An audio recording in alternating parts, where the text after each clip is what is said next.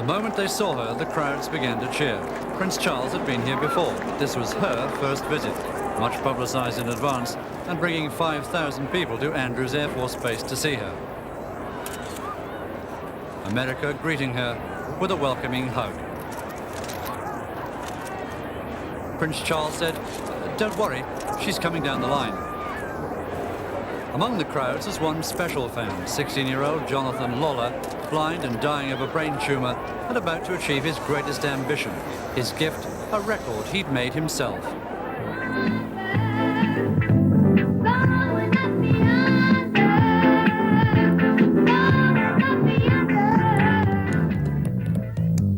In his Mississippi home, Jonathan keeps 40 instruments and plays them all. Fully aware of his short life expectancy, he's astonishingly good-humored. We run around here like chickens with our heads cut off.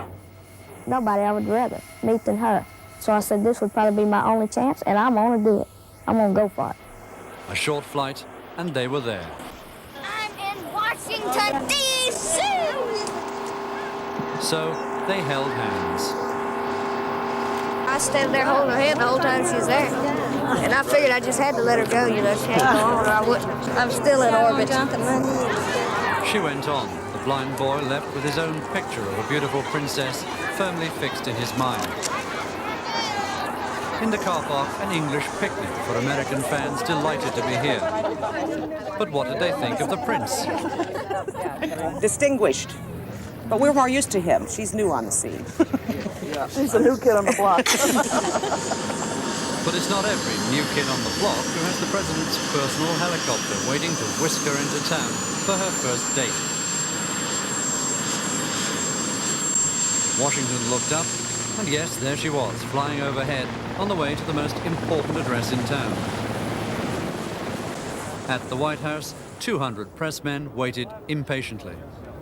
The crowds pushed against the distant fence as the cavalcade drove in. The First Lady could hardly wait, but the President wore a curious tartan jacket.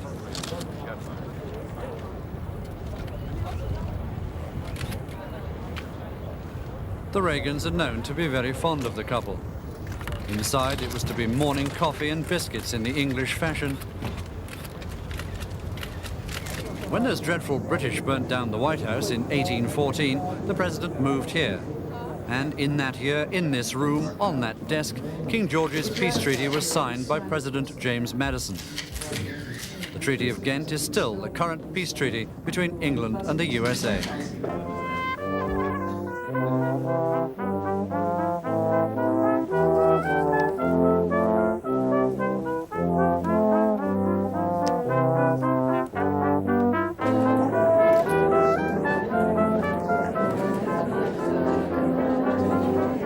The Princess, meanwhile, was at the Washington home to meet with some of the old people who live there. The home has strong links with the British Embassy. The Princess has a special interest in the care of the elderly and chose to come here as one of her first American engagements. And of course, it's not every day a young princess can meet a very old British lady who can tell her exactly what Queen Victoria was like on official visits. Tisha Whitty, 95, met Victoria when she was a little girl in England in the last century. A presentation afterwards went well, except for the presentation. The old lady forgot to hand the gift over, leaving the princess standing alone and empty-handed. "Go and get it," someone shouted. So she did.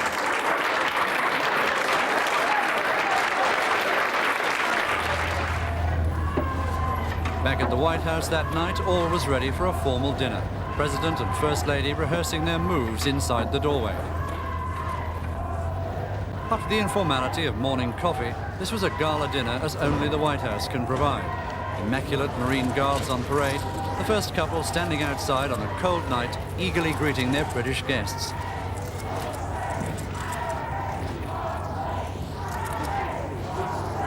The Princess in black, wearing an enormous choker of sapphire and pearls. It was an evening of high glamour, the largely show business guest list chosen by Mrs. Reagan.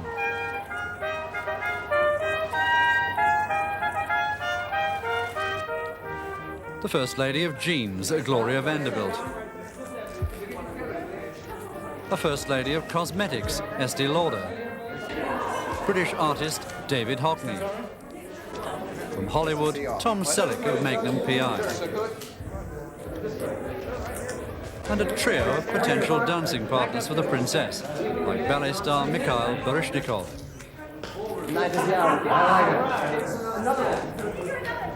Clint Eastwood was asked about his dancing prowess. Oh, it's great. It's fantastic. I'll let you know after the evening if I don't step on any toes. Or might John Travolta step forward?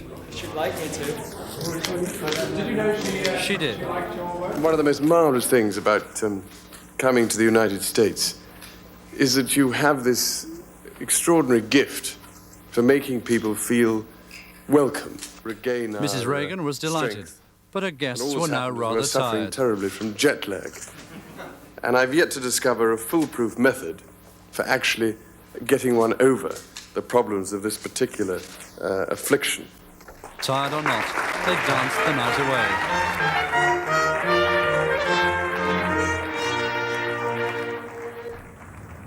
Washington Cathedral, the most English building in town, the couple here bright and early for morning service. The princess, wearing a kind of grounded flying saucer, was cheered by a large crowd waiting outside, some trying hard to catch her eye, others with the vain hope of an autograph. Security men joined the choir boys inside or sat self-consciously on their pews. Outside, security was, well, less intense. At the very modern National Gallery, they were to open an exhibition of British treasures. To do this, months of work had gone into transforming the stark buildings into a series of English period pieces, with false oak beams and granite lintels, falsely decorated doors, leaded lights and all the rest. The idea to create the perfect setting for the works of art. It was well worth it. By opening day, the cavernous modern halls had been transformed into elegant English rooms. It's the most important exhibition of its kind ever mounted, so valuable that both governments had to underwrite it. It was a history lesson for the princess. So we got everything from Potomac up to the New England border, and he was Calvert, was his family name, and that's Calvert Street. It cost over $3 million just to mount the exhibition of priceless paintings and pieces of rare furniture. Or this giant silver wine cooler holding 10 gallons. And here's the great bed of Cork Abbey, silk and peacock feathers in perfect order, after 300 years stored in a box in England. To create the Waterloo Gallery, giant wooden pillars had been pushed into place and carefully decorated to look like the real marble thing.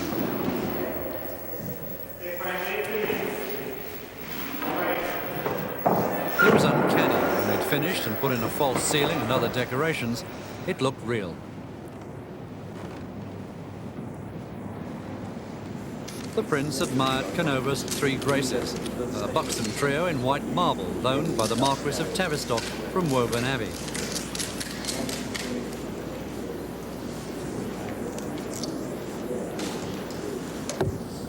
Head down, the princess was admiring an ornate desk. The prince finds just the right tiara to give her. At his first press conference, he wanted to talk about the exhibition. They wanted to ask about her. Well, I'm not a glove puppet, so I can't answer for that, I'm afraid. But I think you enjoyed it, didn't you, Ronald? Be an idiot if she didn't enjoy dancing with John Travolta, wouldn't she? How many of you managed to reply on behalf of your wives on these occasions? And then get beaten up afterwards for getting it wrong. Again, very much overwhelmed by the reaction. All right?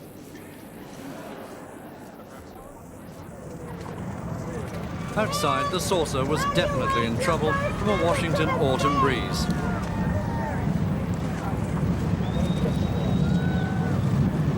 Despite her best efforts, it managed a brief flight before being brought firmly under control again. The royal home from home was the British Embassy. Now this is where the royal couple will be staying. This, as you see, this shuts off. It'll become almost a private apartment. And this is all done in Laura Ashley fabrics. All was Did you see perfection, it? from the careful choice of china ornaments very, to the yes, selection of yes, books she's on the in all bedside table. and, A choice of great works degree by when she father died recently.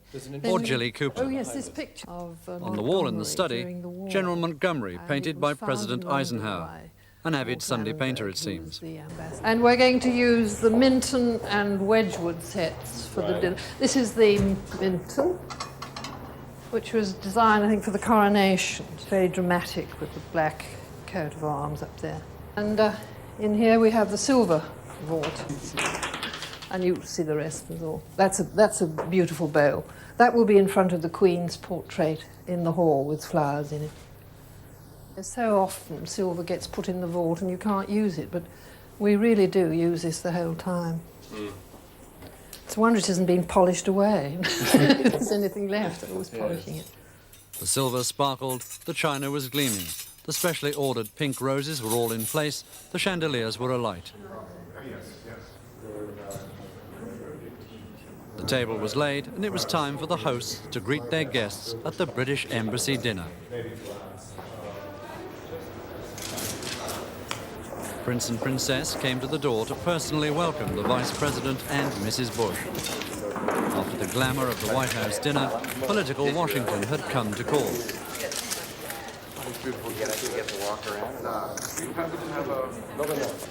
As the four posed on the steps, the flashbulbs were like a mini electrical storm.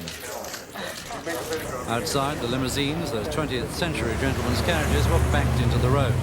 They have no political power, but the powerful had all turned up nonetheless.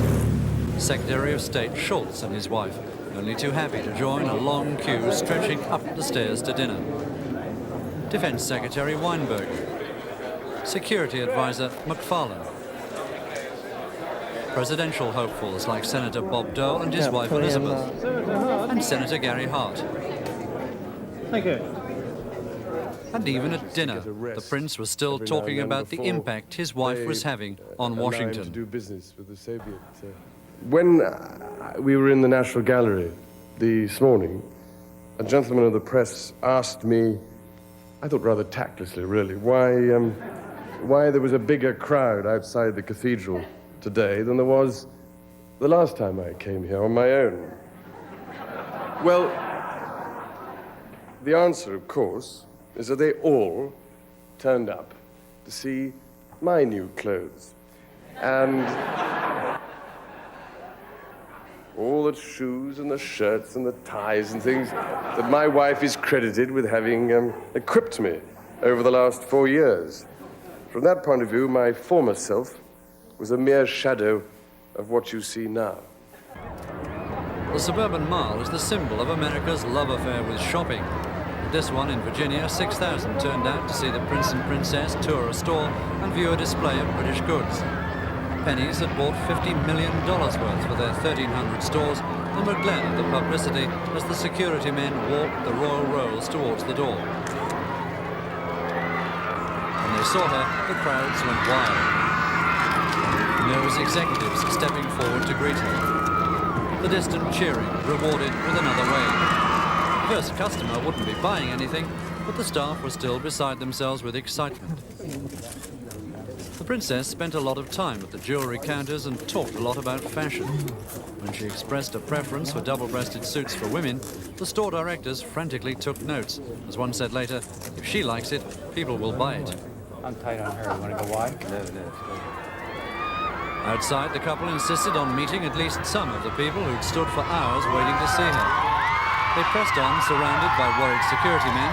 When the Prince tried to go back, a bodyguard said firmly, "No way, sir."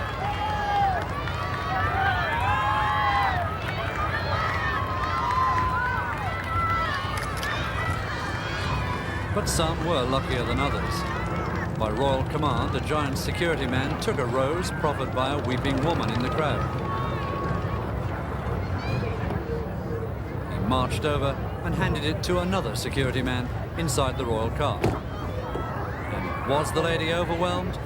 She certainly was. She fulfilled our dream. She grew up, married the prince. So that's what every little American girl thinks about. The car drifted away even more slowly to give everyone time to look. PCP, LSD, THC, mushrooms, hash oil, trash drugs, and some others that I can't remember right now. I've been doing drugs for 4 years, and I've been straight for 31 days. I'd like to talk about a time when I was with my druggy boyfriend. We were shooting up cocaine, and I felt really, really scared. Not the usual royal venue, as a teenager talks about her drug problem at the Straight Rehabilitation Center. Parents taking part as well. And at that moment, I knew that he was going to die if I didn't help him, because he couldn't help himself. And I really, really want to beat this thing. And I love all of you.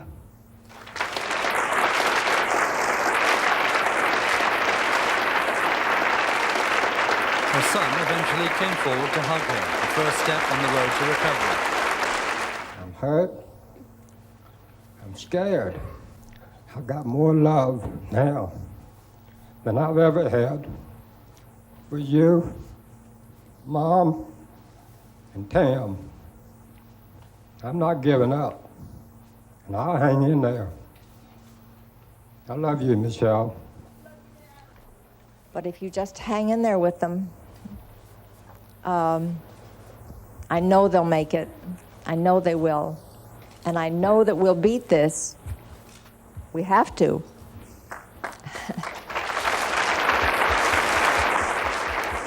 Your Highness, I don't know how much jogging you or your husband may do, but I would like to give you 2 straight T-shirts.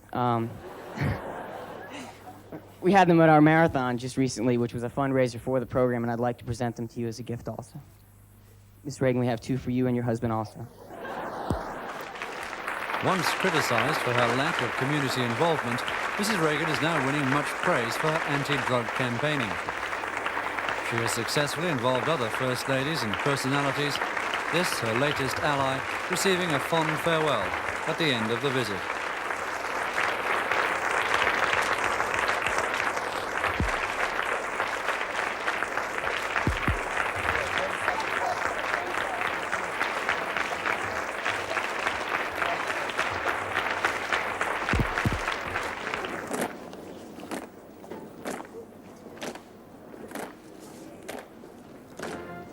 Monday afternoon at Arlington National Cemetery, Remembrance Day for the United States.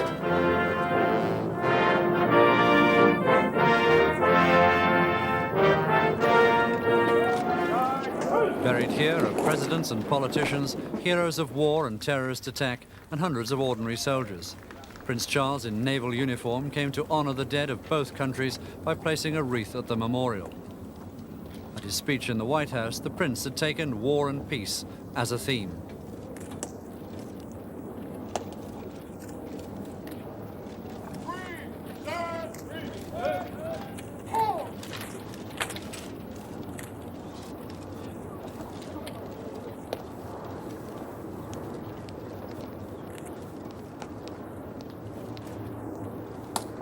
Our shared heritage in the struggle for democracy and freedom makes us only too aware that no true peace in this world can ever be obtained, I believe, while dictatorships of one kind or another exist.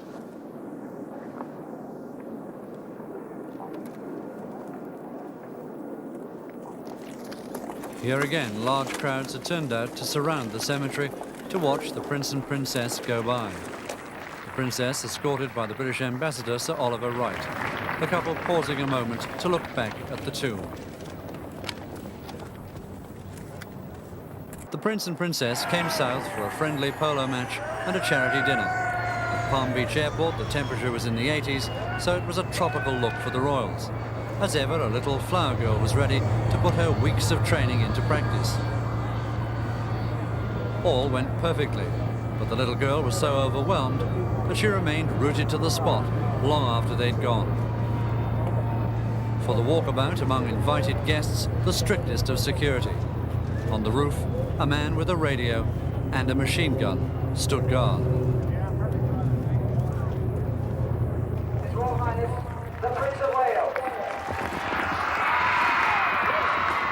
At the Palm Beach Polo Club, the Prince played for the home team. Last time he played here, he'd been affected by the heat, but today the breeze was cool the play Fast and Furious. Overhead, a security nightmare, a small aircraft buzzing the ground carrying an IRA banner.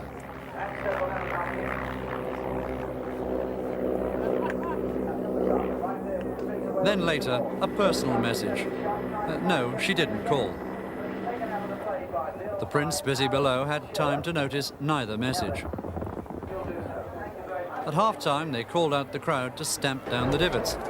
Instead, 5,000 people stepped over each other in the rush to view the princess.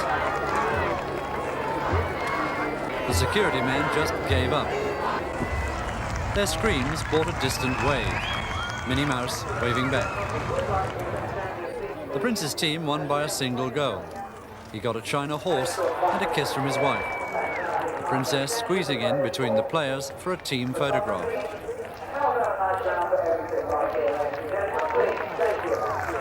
A perfect end to this last public engagement of the tour.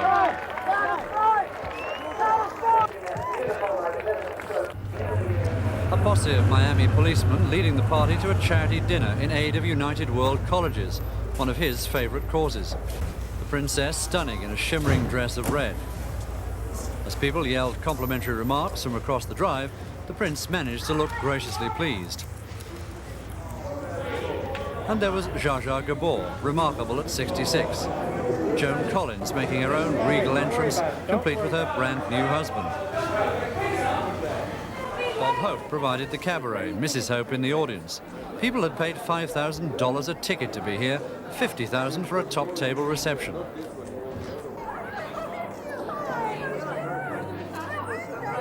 Everyone and almost everything was on show. Where is the British press? This is Mrs. Right, before your time, I think. They were determined to outshine each other. Young community, And wasn't it as you nice can with see, all the those young cameras there? community is turning out in great order. We're all very, very happy you're all here. Thank you for coming. Welcome. I was previously a British actress in England and a singer, and the royal family possessed my latest album. There were pearls and diamonds by the bucketful, heavyweight earrings dangling everywhere. And that monologue continued. And we're very proud of the family coming here. It's wonderful. She's perfectly beautiful. The princess spent much of her time at the dinner talking to oil billionaire Armand Hammer. He's a close friend of the prince, and he's personally funded a new college in America for the United World Colleges. What I want to know is what actually is wrong with an elite, for God's sake. No one complains about elite troops. Or how on earth does anyone expect anything to get done in life unless there is some effort to educate people's characters as well as their minds? The princess happy that for once on this tour, it was her husband sitting in the spotlight.